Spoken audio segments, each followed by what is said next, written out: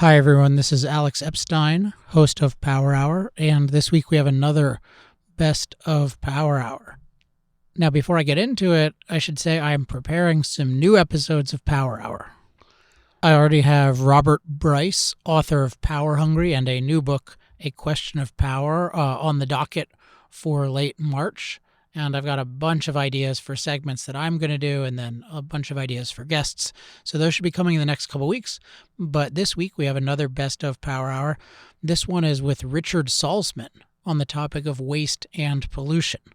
A little bit of background, although I'll get into more of it in the actual episode. When I was 18, maybe 19, I watched a lecture by this economist, Richard Salsman, on capitalism and environment.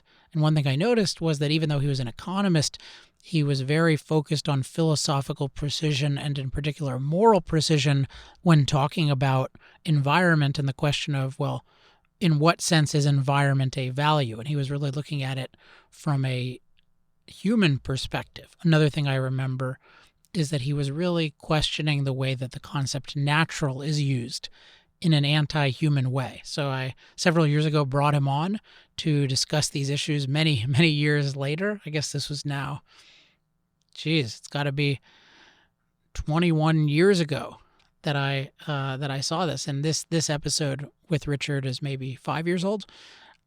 But I really think you'll enjoy this and find his clarity refreshing, and also his passion about the issue. It's really great to have an economist who's also very passionate about these issues, as one should be, because they matter so much for human life. So hope you enjoy this week's episode. Sorry, my voice is a little off again this week. I think it'll improve by next week. And if you are not on the mailing list and you want to be on it, go to www.alexepsteinlist.com. Okay, that's it for this week. Next week, we'll be back with another Power Hour, maybe a best of, maybe a new one. In either case, we'll make sure that it is educational and motivational. All right, talk to you soon. Power Hour. Coal. Oil. Natural gas. Power Hour, the show where today's top energy experts break down today's top energy issues. No sound bites, no talking points, no nonsense, no BS, no softball questions, no vagueness, just in-depth analysis and ruthless clarity. Power Hour. Here's your host, Alex Epstein. Welcome to Power Hour. I'm your host, Alex Epstein. On today's episode, we're going to be discussing the issues of waste and pollution. Now, these have come up on various episodes, including the recent episode with Jerry Taylor of the Cato Institute, but we've never devoted a whole show to it. And a friend of mine, an economist, Richard Salsman, who also happens to be a very philosophical guy and has a lot of interesting insights about political philosophy, emailed me recently with some thoughts about this issue and thought that they would be useful for me and for CIP. And I agreed. So on today's episode, we'll have Richard on to discuss these issues in depth, and it should be a really great discussion. So stick around, and we will talk pollution and waste on the other side. Power Hour, because what you don't know about energy can kill you. Here's Alex Epstein. All right, joining us is economist Richard Salsman. Richard, welcome to Power Hour. Thank you for having me, Alex. So just to give the audience a bit of background, so Richard is an economist and is, I don't think, known too much publicly on commenting on energy or environmental issues, but he actually had a formative influence on me when I think I was about 19 years old, actually 18 years old. I was a freshman at Duke University, and someone showed me a video called something like Capitalism and the Environment. And this guy, Richard Salsman, and I had no idea who he was at the time, though I subsequently got to know him quite well, he made these really interesting points about waste and environmental issues. And one that stuck with me was his observation that everything in nature involves waste, and yet there seems to be this only human waste seems to carry with it this stigma, and yet the rest of nature, waste is considered natural and normal. And that got me thinking about a lot of things, and just in environmental issues, how there seems to be a kind of anti-human premise. So anyway, fast forward about 12 or 13 years, I think Richard watched my debate with Bill McKibben, and he saw an answer I gave on pollution, and he said, "Yeah, that's you make some good points, but how about these points?" And he made some really, really good points about waste that reminded me of this lecture way back in the day. So I decided, hey, let's talk about them, because I cover that issue a bit in my book, my ebook, Fossil Fuels Improve the Planet, and I'm going to discuss it much more extensively in my upcoming book, Progressive Energy. So I thought we would go from there. So Richard, let me just ask first, how did you become interested in environmental issues and in reframing them in the way that you have? Well, it was around the 1990 period, and there was a 20th anniversary of the original Earth Day of 1970. So I was just a little boy, maybe 11 or 10 in 1970, but I remember the 70s entirely being, they called it ecology then, not environmentalism. But fast forward to 1990, and those who were around at the time will recall that, and that was even during the Bush years, so it wasn't even during Clinton, there was a revival of an interest in environmentalism in 1990. Anniversaries of Earth Day, and the environmental movement was on the rise. And so I was giving campus lectures, and I lecture on a wide variety of topics, but this one was coming up all the time, including students asking about it. And I knew that there was I could detect already a difference between ecology and environmentalism, in the sense that ecology in the 70s, at least, for the most innocent of those concerned about it, those people really did at some level seem to care about clean air and clean water. Or at least it seemed that way at the time. And of course, who could be against that? If clean air and clean water are helpful to human life, it's not an anti-human thing to want clean air and clean water. But when it morphed into environmentalism, and of course, when you think of any ism, you think of it as a kind of ideology, and then the question whether it's that good for you or not. Environmentalism, I came to realize as I studied the literature, was really, truly anti-human. In the sense that it defined the pristine as the non-human, the part of nature not touched by man.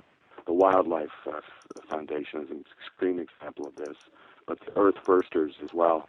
And they define, an environmentalist is really defined not as someone who really wants clean air and clean water, but who believes that man himself is in a sense a cancer on the planet, and that man is unnatural.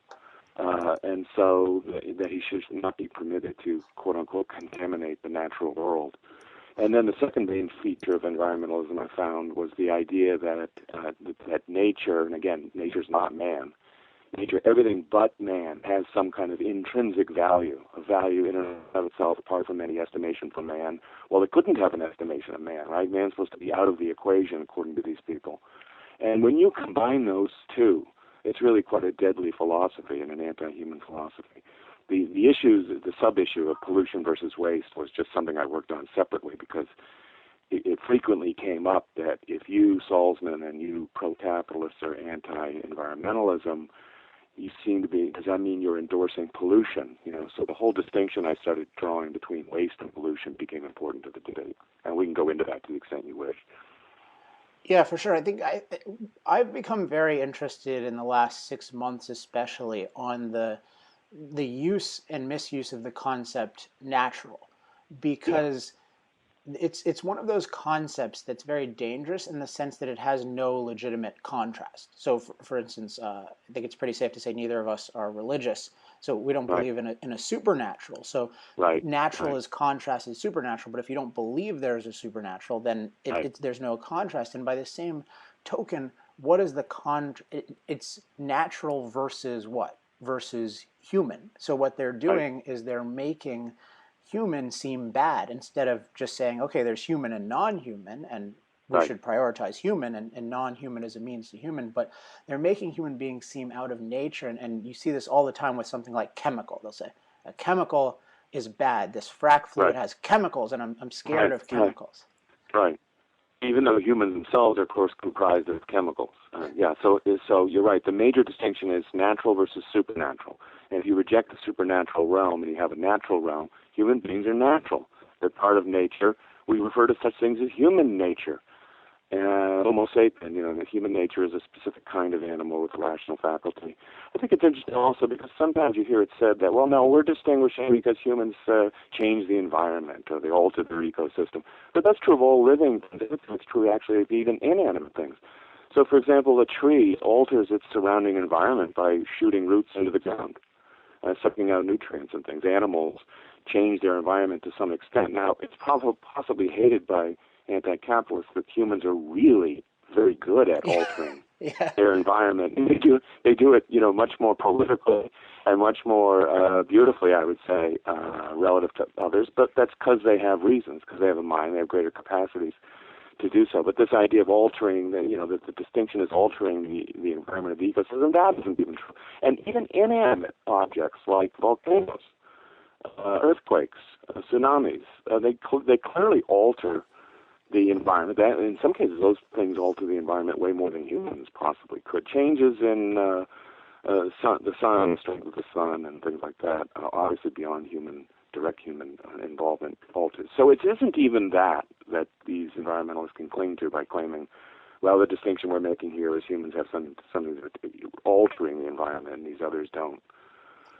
Yeah, and I sometimes I sometimes cutely call this human racism, because that's it's against the human race. And you had a formulation a couple minutes ago that I found very interesting, if I remember it correctly, which is this idea that, well, non-human nature in effect is intrinsically valuable and man isn't. And I thought, because I've always known this distinction of this idea of nature or the rest of nature is viewed as intrinsically valuable, but it's a really good point that human beings are not considered, because if you look at, say, the tsunami, it's totally okay that right. destroys other parts of nature. The only thing that's not allowed to is man. Right. And the combination of the two, I think, is central to environmentalism. Some people think this is just semantic, but I am willing to grant that the ecologists cared about clean air and clean water, and I'm pro-human, so if they are, I am too. But environmentalism itself, if you really look at it closely, and by the way, those who don't believe this intrinsic view and the idea that man is not natural, a lot of students will say to me, well, I don't believe that, and I'll say, then you should not be environmentalists. I mean, you should call yourself a water treatment specialist or something like that, but you should not ally yourself with people whose basic philosophy is anti-human, and I could quote them chapter and verse. I won't bore you with all that, but you probably know most of that stuff. But the intrinsic and the non-natural together, you're absolutely right, are essential, because if you start with man is unnatural and everything else has intrinsic value, then man doesn't have intrinsic value, and so he's excised from the equation. If it were just intrinsicism, man might be saved, because these environmentalists would end up saying, well, man has intrinsic value too.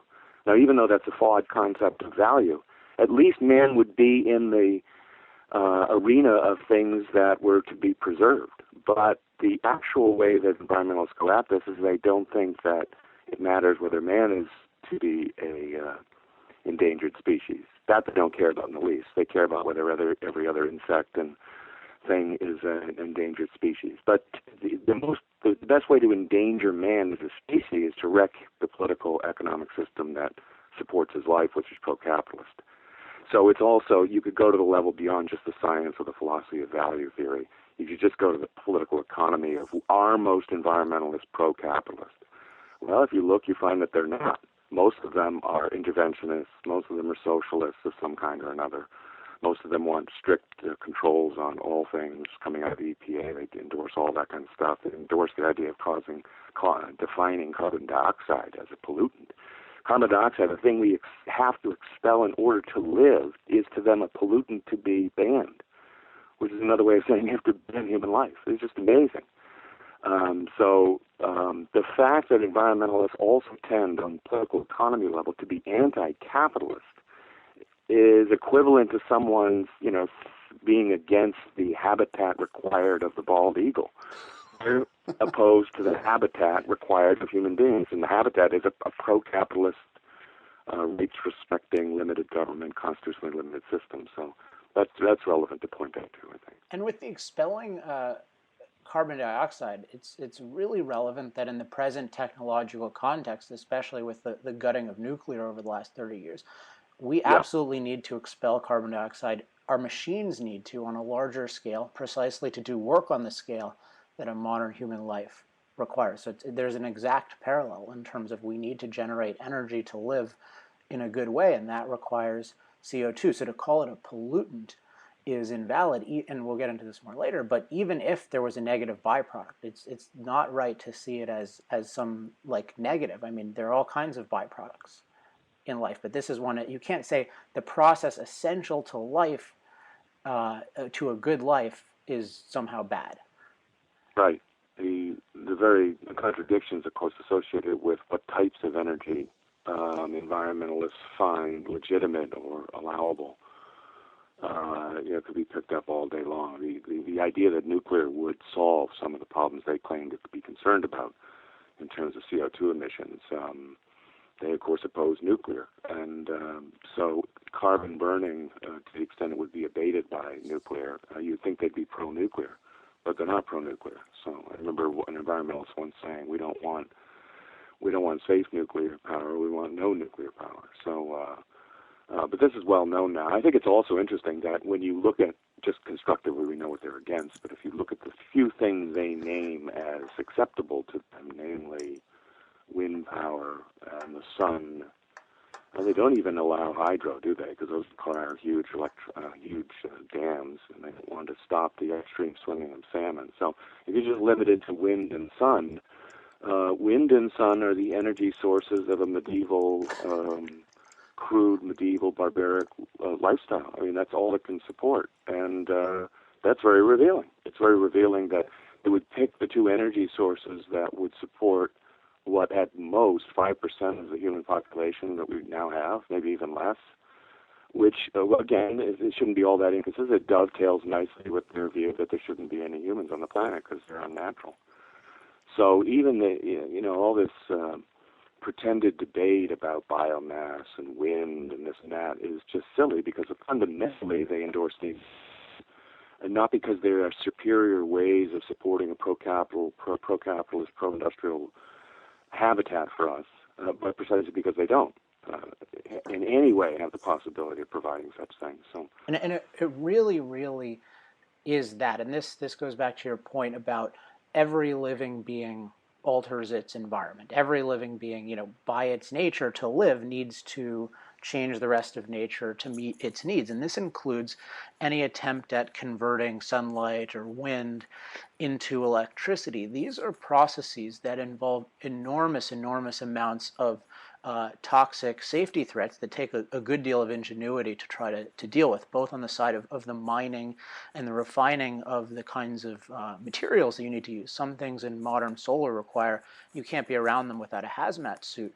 And then you're talking about a bunch of enormous arrays where the material has a very high toxicity often, and it has a 15-year expiration date. So if you want to talk about quote-unquote renewable, this is just a waste dump in effect. But it would be fine if it produced energy, but it doesn't. So this idea of clean, I mean, nuclear is infinitely cleaner and much easier to deal with than, say, solar. It's simply just the impracticality. As soon as it became practical, if it ever did, which is unlikely, it would be opposed for the massive waste issues it has to deal with. And this gets into the issue that every technology has waste issues, and it's simply a smokescreen to say, I'm in favor of non-waste, I'm in favor of clean technology. That simply is an excuse to destroy whatever technology exists, because you can always call it dirty. Yes, this may be a good time to distinguish the waste versus pollution. The way I have thought of it and presented it in campuses is that you have to think, you have to be for, put it this way, you have to be for waste and against pollution, but in the following sense. Waste you have to think of as a byproduct of life, and so that all life and life itself is a process by what happens, or whether it's plants, animals, or us. Living things ingest and expel chemicals, and they keep the nutrients they require. But the very process includes byproducts, expelling waste. You can't just ingest nutrients and not expel waste. So animals do it. Even in the autumn, leaves are wasted from trees, right? Rat droppings constitute waste. A caterpillar's carcass constitutes waste, the butterfly. So you cannot ever oppose waste unless you realize, by the way, if I oppose waste, I'm opposing life itself, because waste is a necessary byproduct of life. So without to get too graphic here, among humans, of course, waste would include going to the bathroom. And it includes defecating. I mean, it's just unavoidable, right? Anyone who wants to claim they can avoid doing that and avoid issuing waste is just silly or anti-life. It may sound odd to people, but the soot and smoke that emanates from a factory smokestack is like a factory going to the bathroom. Now, does that mean we want to sit atop the smokestack and smell the smoke? No, any more than we want to stick our heads in the toilet and see what's happening. The point of those things is to rationally handle the waste, not to stick our heads in the sand and say this waste doesn't exist or shouldn't we feel guilty that it does exist. None of that. Rather, it does exist. We should almost applaud the fact that it does exist, even if it exists in massive sums. They talk about landfills and baby diapers and things like that. I mean, mining, basically every mining process. Yeah, but you could argue that if waste is truly a byproduct of life and production, the more waste, the better. Why? For waste itself? No, it's not intrinsically good. It's something we have to handle and get away from ourselves. Otherwise, we'll be sick. But because it must represent a byproduct of production. Now, what's also interesting, I find, is in industrial processes, the profit motive makes companies want to waste less. It's funny because the profit motive is condemned as causing capitalist overproduction and exploitation of the environment. But the actual profit motive is for a company to say, we need to ingest less material and produce more output relative to the material we ingest. We need to stop waste because that'll help the bottom line. So the funny thing is the factories and the businesses of the world, it's not the environmentalists or the EPA, but the profit motive itself, which most makes a company interested in minimizing waste but not excluding waste. So again, if you oppose soot from a factory, it's equivalent to opposing people going to the bathroom. And to make soot illegal, for example, would be equivalent to criminalizing going to the bathroom. And each of those things would harm and kill life. Now, pollution is different. I think it is worth saying, although you have to make the distinction clear, that unlike waste, which we should welcome and manage, pollution could be defined as something like waste that harms life. Pollution is a kind of waste that actually redounds to the harm of our life. And in that regard, you have to oppose pollution, but not waste. And so now how do you do this? Well, the history is that engineers, largely capitalists, inventors of toilets, inventors of anything hygienists come up with, to handle waste and to keep it away from us, to keep the bacteria away from us, to treat waste and its effects in a way that makes it innocuous to us and immunizes us from its harms. That's all well and good, and that is pursued, and there are companies that make money at this. They're very good at doing it. And so we properly have things like, Waste Management Inc. that brings away our trash, and we have toilets, we have waste treatment plants, and pollution abatement devices. I think none of these things are due to government regulation. There's a self-interested motive in wanting clean air, clean water, and a hygienic environment around us. I mean, anyone who says that we don't want that is crazy, but it's not proper to have the government mandating it. So I think the way I would end this kind of thing on waste versus pollution is, in the environmental literature and movement, there's an equivocation on this distinction between waste and pollution. Environmentalists try to get people to oppose pollution, and it's proper, but they try to make it sound like it's the equivalent of waste. So the two aren't distinguished. And if they say, well, what are you for pollution? They try to come out and make people feel guilty about emitting waste, and that's improper.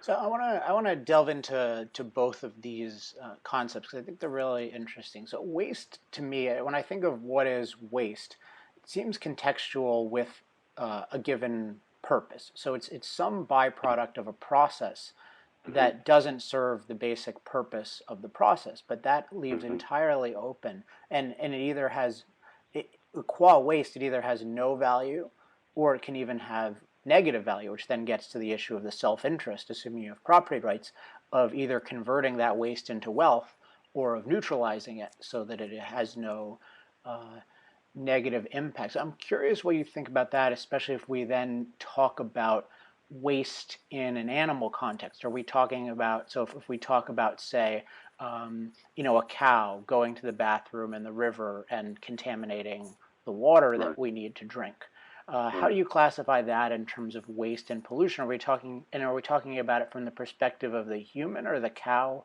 or both? Right. I think the principle that people have found. I'm not an expert on animal life and that, but the it's been shown. I think that birds will not foul their own nest and things like that. Now, if in the example you give, and so it seems to be an instinctual or built-in self-interest on the part of animals and others to not kill themselves by wallowing in their own waste. But in the case you gave of animals or plants that get in our way, that get in the way of humans, I would call that waste by an animal that could potentially be polluting to humans. In other words, ruining our drinking water. And of course, the solution to it is for humans to intervene and stop the animals from doing that or redirect the waste emitted by the animals. But to do as some environmentalists do and say, well, we need to get rid of the things that waste. In that case, they would probably say humans should stop eating meat, and that will minimize our reliance on cows, which in turn will minimize the pollution. But so long as the cow's waste is unavoidable, which it is, and so long as a lot of the waste is unavoidable, as it is if we want to eat at McDonald's every day and create a lot of cows, the only solution is to impose the same kind of hygiene on them in regards to our values, the air and water we ingest. But from that same standpoint, it's been shown that, especially in nuclear power plants, for example, water has to be used in some cases for cooling purposes, and in some cases it's rational to devote some air and some water to be repositories of waste. The waste has to go somewhere. And again, I'm not a scientist on waste treatment or waste management, but since it can't be abolished completely, it's not going to be completely abolished from air or water. I think it comes down to saying, well, as long as the water that's used for treatment is separate from the water that's used for drinking, that's fine. I actually heard of a proposal the other day that didn't seem too far-fetched to me, but also wasn't an environmentalist. Someone pointed out that they thought it odd that perfectly clean drinking water is used in toilets. And they thought that was odd and a waste of water. Now, that actually may be. I don't know. I'm not a civil engineer on water, but that does seem odd that we would waste perfectly clean water by using it for waste treatment in that respect, But I'm not sure whether the plumbing systems, can be so distinctly separated that when we turn on the faucet, we get clean water, but when we go to the bathroom, we use less than clean water. I'm not sure the two systems can be distinguished. But that's not a bad way of looking at it. Again, it's not anti-life. It looks at it from the standpoint of if water is a scarce resource, why are we using perfectly clean water to go to the bathroom in? It seems crazy. And to the extent it's rational to develop toilet systems that are water-free, I don't have a problem with that so long as they aren't mandated and made as loss makers as I think they are now. They're mostly loss-making devices that are installed. But if they were truly of rational self-interest to someone, hey, I'm saving water without any loss in hygienics, I'd be all for that. So. And this is one of these situations where just specifying the principle is really the important thing to do, because if we look at there are really interesting technical details, say with dealing with water in general, from the issue of if you had mass nuclear power, you could arguably desalinate seawater in an economic way, in which case then it's not a, quote, scarce resource.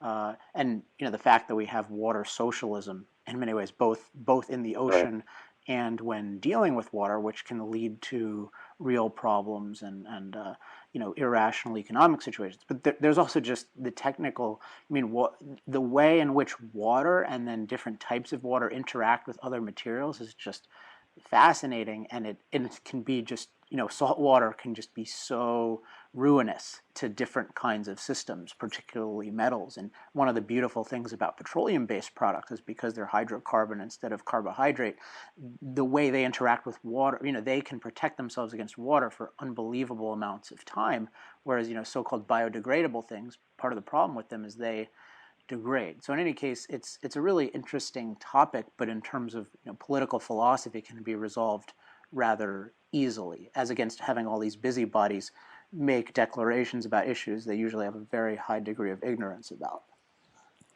Yeah, you mentioned water socialism, and it reminds me of one of the features I used to have in my campus talks on environmentalism. By the way, it's not as hot a topic anymore. I'm not quite sure why, but we usually respond to requests from the universities as to what topics are of interest, and it was very hot in the 90s and just hasn't been since then. I don't know. Maybe the reputation of the environmentalists is so fallen that it's not a hot issue on campuses anymore, or maybe all the sky is falling type stuff that we heard from them over the decade ate away at their reputation, or certainly the East Anglia scandal on the emails may have hurt as well. And of course, Al Gore's just silliness overall, it's become almost a joke rather than a science. But the socialism part of it, I think, is interesting because it is generally true that air and water, which have generally been the two things that environmentalists claim to care most about, to the extent there is any problem of polluting those, it's largely due to the fact that they aren't privately held. And most people would recoil at that, the idea of the air and the water being privately owned. But for the good part of the 18th century in the U.S., the water systems of this country were privately owned. They were only taken over by the government during the Progressive era. So dams were largely built privately and elsewhere. But it does make it more difficult to figure out whether the markets are working or not, because they're really not allowed to work. They're run by the government, they're owned by the government, and in even more purely statist socialist regimes like China and in the old Soviet Union, we know that the pollution problems are just awful. And awful, I would say, largely because there isn't any private property, any private motivation to keep property clean and hygienic. I remember a student once, when I made that point, said, no, the only reason China and Russia are dirty and pollutant is there's no EPAs there. I mean, this is the mentality of these people is that the only thing keeping the U.S. clean is the EPA, and that, but not for the EPA and all the regulations and requirements, that the pro-capitalist motive would be to spoil air and water. But if they were privately, more privately owned, these things would be handled even better. So that is an issue, and that is a problem. It's just hard to distinguish private market behavior because it's such a hybrid system that we have today. There's been some move toward privatizing certain things, even privatizing things like garbage collection and distribution. But and when it's worked well. But it's true the government controls most of these things now. So going back to the issue of waste versus pollution, I just looked up actually what the definition of pollution is on at least dictionary.com, because I was thinking we're talking about pollution in a sense of waste, at least from a human context, waste that harms human life. And yet when I think about it that way, it doesn't quite capture it, because you don't usually think of going to the bath. Like, even if it was harmful, you wouldn't think of it as pollution, or even like having a fire in your own fireplace isn't pollution. So I found this definition actually really good, which is not always true when you look on dictionary.com. But they say the introduction of harmful substances or products into an environment. So I like this idea of the introduction, and that gets us into the issue of property rights, where I feel like it's a really fascinating issue, and I think a couple of years ago, Onkar Ghate at ARI helped me think through it a bit, because there's a certain view of pollution legally, which is that any negative thing that happens in your environment that someone else introduces should be illegal. And this is a very quote-unquote libertarian type view, like Walter Block and other people. And it's as if property rights means we're completely hermetically sealed. And I don't see any logical difference between that view and the view that, and they'll often call it an externality. Well, what about the externality of I open a restaurant, outcompete someone else, and now he's less financially well off, he can't afford as much health care. Like, did I violate his rights? I'm curious what you think about how, like, the issue of pollution and rights, and how you define it in a way that protects rights without violating our right to produce energy. Because waste, as you said, is inherent in life, and in any given technological context, a certain amount of even harmful waste, harmful out of context, not harmful in context, is necessary for life. Yeah, I think in the second case, I'll handle the dictionary.com definition first, which I do think is interesting. But in the second case, I would refer to things like in the legal sense of materiality and intent. But in the case, notice harm was a phrase used in the definition. And I think that's appropriate. So the definition I had was pollution is waste that would not to the harm of life. Notice that if you go to the bathroom and it's dispensed with properly, that's waste that redounds to the benefit of life. It didn't harm you. You didn't get any bacteria. It is waste, but I wouldn't call that pollution. It's waste that we got rid of. Now, had the toilet backed up, or had we been so stupid as to believe we could drink what we did after we went to the bathroom, then it would redound to the harm of life, and then that same thing becomes pollution. Now, whether someone inflicts it on somebody else, I think you're absolutely right that this method that some have of denying that any externalities whatsoever should go unpunished, or by the way, there's not just negative externalities. This same argument has to deal with the issue of positive externalities. So you mentioned the restaurant you opened up, and it might run somebody else out of business. Okay, a negative externality on him. But since now I can go to your restaurant, and prior to that there was no restaurant in the neighborhood, even though I am paying you, I find there's an extra, positive externality in this neighborhood, because just the town is just a nicer town to be in because it has this restaurant and might have other restaurants. So, but this issue of, carefully calculating every penny imposed on somebody else, I think is improper and non-objective, although I don't think it's an easy thing for people to understand. But if you go from the standpoint as I do, that waste is unavoidable as a part of life. Okay, so then the first thing is it's unavoidable. So to take something that's unavoidable, again, as long as we want life, and to know that something has to be done with it, and then say, well, people should be punished for this, is, I would say, just on a logical, philosophical level, amounts to punishing for life, which is just improper. So if you have a philosophy of law that says we should punish for harms to life, but not for life itself. And then the issue of materiality, it's the closest answer I've ever given to something like this, namely, if someone emits waste and you yourself, Salsman, are admitting it doesn't have no effect, even if it's handled really well, it might have some trace effects. I think the only way to handle this legally is to speak of things like materiality. Like, can someone show that it has a material effect? Again, a legal term, I'm skirting it maybe a little bit, but does it have a material harmful effect on my life? Or is it just part of the general thing that people do in life and it's unavoidable? Now, this is different, of course, than just dumping your waste in someone's property. That's clearly a violation of their rights. But the idea of driving down the street and emitting carbon monoxide into the air, and someone in a remote county might get trace elements of this, so do they get to sue you? I think it's just non-objective.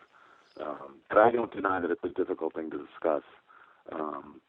It's almost like you resort to saying, well, I know bad pollution when I see it, when the bad stuff is like dumped right down my throat by some neighbor. Everybody knows that one. But what about these more trace elements? Well, I mean, I often think of it, like the example I often use as a baseline to just show the principle is the idea of when man invented fire, the smoke from fire. Is that right. Is that pollution? Right. And you can say even a parent needed to subject his child to that, because otherwise the child right. was going to freeze to death.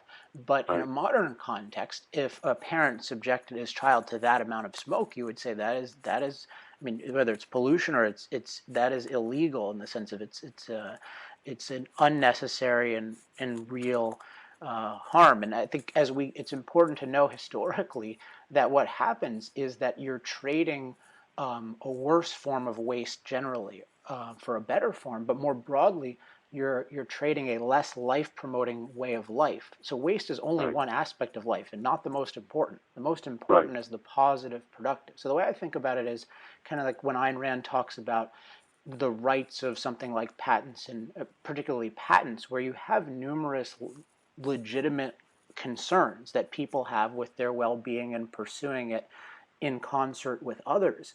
And it is relevant if there's a coal plant in 1850, it is relevant, it should be thought about and considered that smoke, all things being equal, is not by itself healthy, but it also needs to be considered the people's right to produce coal and benefits. I think it needs to be viewed as an integrated issue, and what we have in modern environmental thinking is the production is not considered interesting or a right whatsoever. The only thing that bears on rights is the waste, which is bizarre because all the production matters so much more than the waste in terms of human life. And that's why even China, with all the smoke, their life expectancy shot up like a rocket.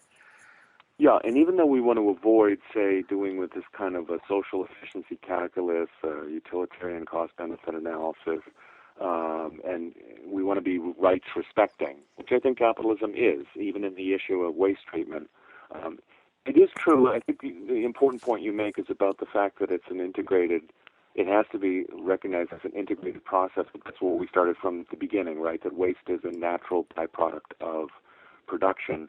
And unlike environmentalists, I think most people realize this. So, for example, it's well known that this same 200-year industrial period that environmentalists complain about, that we've had, where they complain that CO2 emissions have grown the most, and pollution, or waste, you could say, has grown the most, has also been the most productive 200 years as well. And that's no mystery to us, because what we're saying is waste comes from production. But the fact that human life has been expanded and improved in so many ways by so many measures, whether it's lifespan or population growth, the same population growth environmentalists hate, the same population growth that environmentalists fear or claim to fear, that's gone up, health has gone up, disease has gone down, longevity has gone up, retirement years have gone up. So by every possible measure, this same 200-year unique industrial period, unprecedented in human history, has brought both more waste, but because it has brought more production. And I think most people realize that. I think it's also interesting to realize, or to recognize, important to recognize, that you want as free a country as possible so that people can make these trade-offs. So, for example, if we didn't have the EPA or environmentalists controlling and mandating our lives for us, suppose you were a, quote, ecologist and you loved being in nature, you would move away from the cities. You would move away from factories. Others would flee to the cities, as they did through most of the capitalist period. Around Jefferson's time, 40% of people were in agriculture and farming. Today, only 3% of the population is in farming. And the whole trek was from the fields into the cities. So just on sheer historical demographic trends alone, you would have to ask, what are people really doing vis-a-vis what the environmentalists claim they should be doing? They're running toward pollution. They're running toward cities and congestion and things like that. There's got to be some net benefit that they, by their own, have calculated. And again, this doesn't mean we shouldn't adjudicate cases, material cases of people harming each other with pollution, but the trend, of course, has been toward populations, for the most part, moving toward more congested, call it more polluting areas. And then there's a motivation within those areas. This was true in L.A. many years ago, to solve the smog problem. Again, by total self-interest, not by the EPA. And the nice thing about it is you can be, quote unquote, an environmentalist if you want, and go off and live in the woods and live in a shack. So long as you don't pull a Ted Kaczynski and lob bombs in through the U.S. Postal Service. So just keep to yourself and, enjoy this kind of solipsistic, hermetical existence. You could do it. So unlike in a socialist environmentalist state, you can't be a capitalist. But in a capitalist system, you can go off and be an environmentalist if you want, as long as you don't harm other people. You can go and be as unnatural as possible and try not to touch the environment and leave the local stream pristine and see how long you last. You're perfectly free to do it. The problem we have today is we have environmentalists ensconced clearly in the capitalist system trying to undermine it and stop it. They're not just going away to the woods to enjoy their pristine lifestyles. Yeah, there's so many issues that are coming up really make me appreciate even more how distinctively good and precise Ayn Rand's ideas are on these issues. So one on the issue you just raised is the idea of the separation of state and economics, which I think is very exactly worded, this separation of state and economics. So the idea that you can have, in a free society, you can have your own economic ideas. So Paul Krugman and all these people in favor of socialized medicine who are so indignant, including a lot of rich people, they can go start the equivalent of, or they should be able to, and they pretty much can, a socialized medicine commune, a collective medicine commune, and leave the rest of us alone.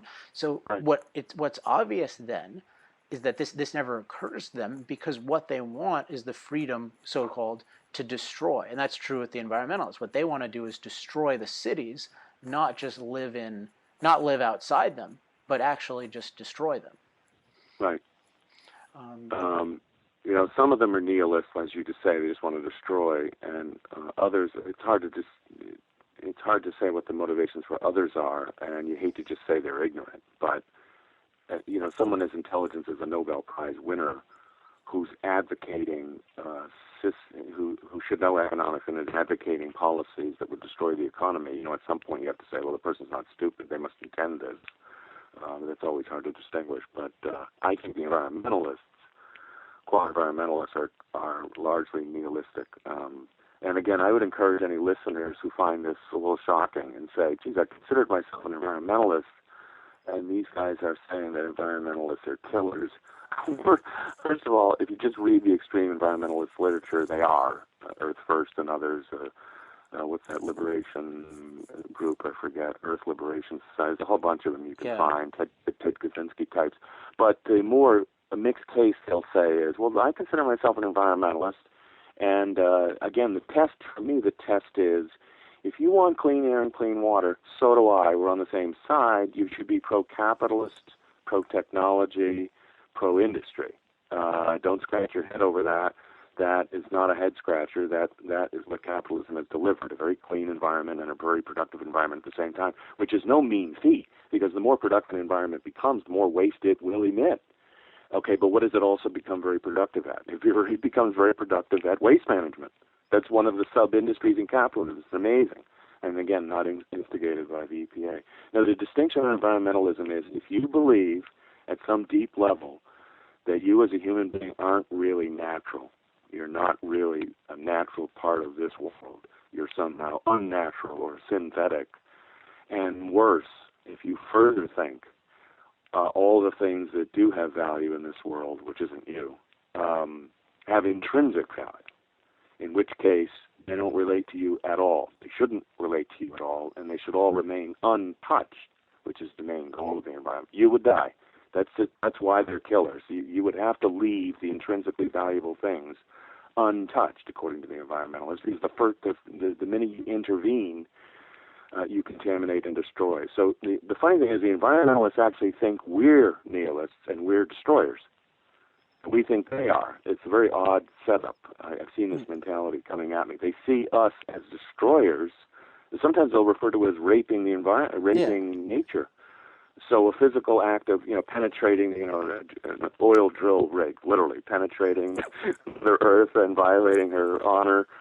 This is how they think. But you can only think that way if you thought of nature as everything but man and having intrinsic value, which, in our view, the criteria should be objective value. If anything has value, it has value to us for a certain purpose. And that's it. And some things might not have value to us, in which case we can waste them. But the only proper value is not intrinsic value, apart from which drops the context, but value in the context of a valuer.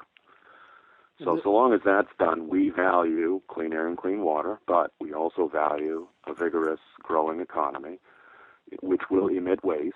And then we value the ingenious ways that hygienists and engineers and capitalists have handled that waste.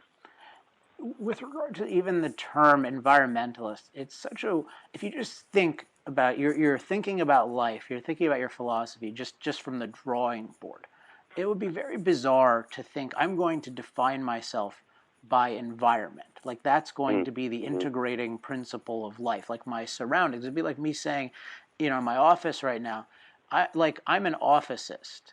No, my office is a means to me. So it's important to distinguish. There's the human environment and the non-human environment.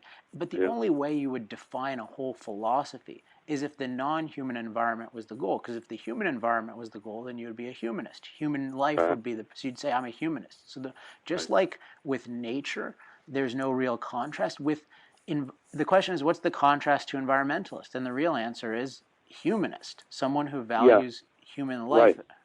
Because it's not the human environment. Because if the human environment, you wouldn't define life by an environment. So the only environment you would define a philosophy by is one that requires you to sacrifice and do something different than pursuing human life. Right, right. And I think that the resort to the phrase humanist is a good one, too, because a humanist who has a human, man-centered view of things, which is usually distinguished from, is usually seen as secular and distinguished from a religious or a supernatural focus. If you go back to the origins of humanism, which I suppose could go back to Greek culture, but just take it back 100 years, it is interesting also that environmentalism didn't have any sway during the progressive era.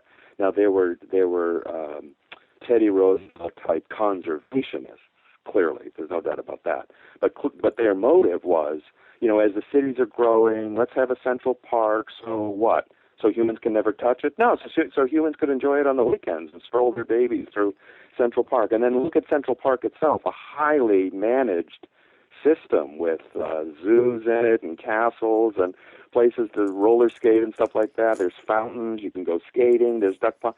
So even something like those parks serve a selfish human purpose. And I think the fact that even Marxists, we've been talking about socialists and stuff like that, would laugh, or the old ones, call it the old left, would have detested environmentalism, because even the Marxists, who were anti-capitalist, as the environmentalists are, at least the old Marxists said, man should use his labor, granted manual labor, physical labor, to produce as much as possible and liberate himself.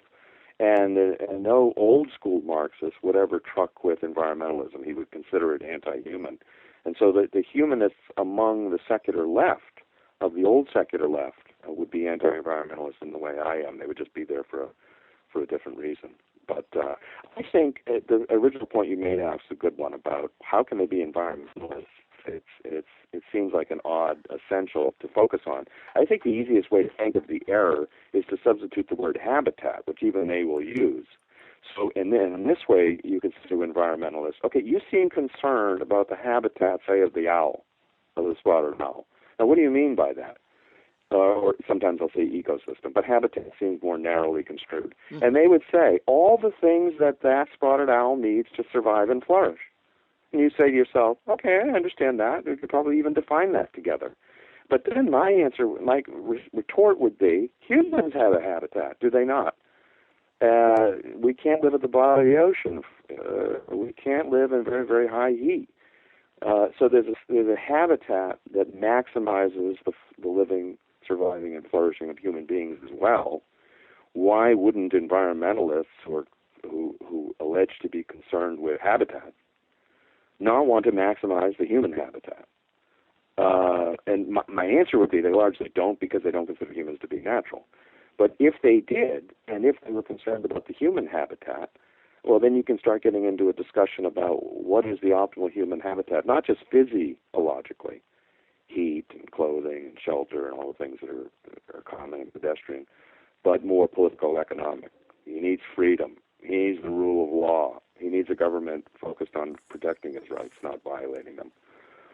He needs a government that allows him to handle waste, not condemns his exhaling his breath, as the EPA wants to do. So sometimes you can get an environmentalist to understand it by saying, listen, I care about habitat just like you do, only I include human habitat in my list of concerns. And that's clearly above plant and animals. And that'll get a bigger debate going. So one final thought that I had that I want to hear your take on, and this is because we're obviously both in the philosophic tradition of Ayn Rand, and I was saying that there's all these things about this issue where her uniqueness stands out from many so-called libertarians, and I think one thing, and this is common with her and the founding fathers, is the focus on rights as a positive, because in much libertarian thought, it's just kind of a negative. These are the things you're not allowed to do. And there's the issue of force, but there's not much of a context of what force is, so it amounts to you can't do anything that in any way harms anyone in any way, and that's part of the obsession of externalities. Whereas Ayn Rand, I'm looking at her essay, Man's Rights, for every individual, a right is the moral sanction of a positive. And she talks about her starting point is what is an individual, what is required for him to live? And by the same token, you have the founding fathers saying it's a positive, life, liberty, and the pursuit of happiness. And only in that context can you even know what coercion is. Can you know whether smoke, from a fire is coercion or not?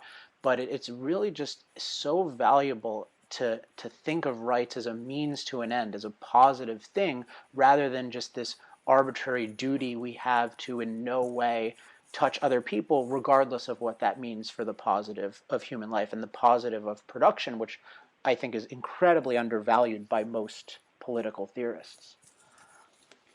Yes, and I think the another way of looking at this would be to say her defense of rights in that positive way did not prevent her from understanding the nature of force and fraud and how it might be imposed on others, including with pollution. And so people should understand that although Ayn Rand was a full-fledged advocate of laissez-faire capitalism and egoism and all that, she did not endorse a system whereby pollution materially and intentionally harmed others. On the other hand, this other strain you're talking about, I have seen this other strain, by the way, not just in libertarians, I've seen some other contexts. Certain positivist economists believe every positive externality deserves a subsidy, and every negative externality deserves a tax. And so it's not unique to libertarianism, but I do think it is somewhat of a perversion of how to handle these issues, because it has to be handled contextually. But it's not an easy thing to handle in a brief conversation. If waste is going to be emitted, and there are going to be trace elements that don't materially harm other people. Okay, so it's not material and it's not intentional. There has to be some system that permits that and allows that and does not hold people accountable for that. That's troubling to some who think, well, it's not a full-fledged case for rights. I think it is. It's just a full-fledged case of recognizing that life involves waste. And Exactly. to pretend that it can be hermetically sealed and never have trace effects is to drop massive context. Those are just facts. They don't really even need to be debated. They're just facts, and I've never seen any system, maybe this is even more important, just beyond the principle of it, I've never seen any practical system of adjudication or torts that anyone has come up with to handle that kind of premise that we're not going to let any trace elements of good or bad go unpunished or unsubsidized. When you have a legal premise that actually can't be implemented, I think that's apart from the principle, the problem of principle is a big argument against it. It can't be practically implemented. Yeah, I think logically, if you really take this hermetically sealed premise, as I indicated, you can apply it to economics in terms of it's a right violation if in any way my action leads to someone else being less wealthy, because that affects their physical well-being, and it can be applied emotionally. If I want a girl and someone else takes her away and I'm unhappy, that affects my emotional well-being, which can ultimately affect my physical well-being. So the rights emerged in a context where people knew that human beings interact in all sorts of ways that impact one another positively and negatively, and the whole challenge is to define exactly when the government intervenes, and that you need to have an idea of what life fundamentally requires, which is uncoerced positive action to create the values that life requires. And a huge part of that is preventing the initiation of force, but to know exactly what that means depends on the whole technological context of a society. So again, if someone reads Ayn Rand's essay, The Anti-Industrial Revolution, I think if you listen to what we're talking about, you'll just see how precise a thinker we're dealing with, and how much value there is, and hopefully those ideas will be more adopted in the debate than they have been thus far. Right. In the continuum of violating rights, if you thought of this as going from punching someone in the nose, okay, as a very physicalist, that's an obvious one, verboten. But she does include in there violations of rights by fraud. And when you think about it, fraud isn't technically touching anybody. It's, say, promising them a product and then not delivering what you advertised. It's indirect. Now, you go further and say, okay, what about pollution? I don't know if it's to the right of fraud on the continuum, or whether it's between, and you could show some material effect on your lungs or something like that. It actually becomes closer to the punch. But if so, then you have to, in the law, at least get into things like materiality. Was it really a punch in the nose, or was it just the air going by my nose with your fist? And then intent. Did you intend to do this, or was it a totally innocent byproduct of me driving my car down the street? Some little soot might have got on the top leaves of your tree. You would never even notice it. But according to these extremists, they'd go out and have a cop investigate that. I mean, it seems crazy. But And I think there is a value. We talked about this earlier. I think there is a value in people real in a free country, but this means it has to be a really free country, that they know what certain areas are like. They're either more industrial or less. They're more bucolic or less. And the nice thing is you can move around the country and go to those areas that are more environmentally interesting to you or valuable to you. And so instead of imposing a singular environmental standard or even a soot standard, say, on everybody from on high, you have different elements. So, hey, I go to Pittsburgh, I know there's mining there, I know there's going to be more pollution there, but I have a job in mining at least. Or I want to get away from this completely and live in the desert in Arizona, and you're free to do that. And I think that's probably an important answer to how would capitalism handle the pollution and waste. Part of it is just by moving around. All right. Well, I'm sure our listeners enjoyed that, Richard. I did too. I'm glad that you. Well, me too for sure. But I'm glad you got into this, and I've always appreciated how much you think about philosophy, even though your subject is economics, and often just have a lot of specific insight into philosophy. So where should listeners go to learn more about you and your work?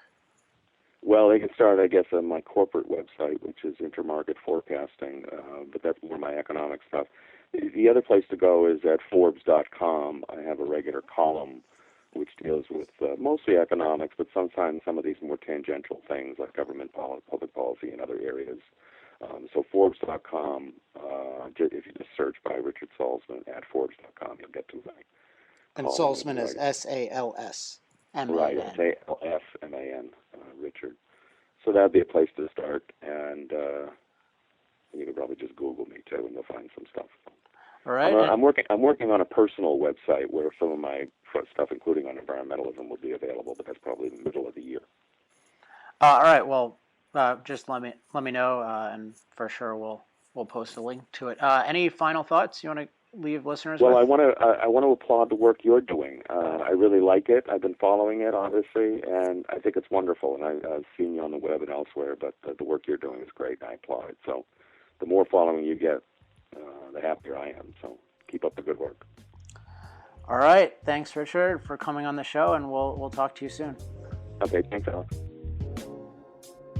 Thanks again to Richard Salsman for coming on Power Hour. Now, often at the end of the show, I'll do a recap or give you my own take. But this was an episode where I think all the points that I thought were really important came out. And I thought Richard had some really good insights. And even as we were going through the show, I felt like certain areas were becoming clearer for me. So hopefully you really enjoyed that.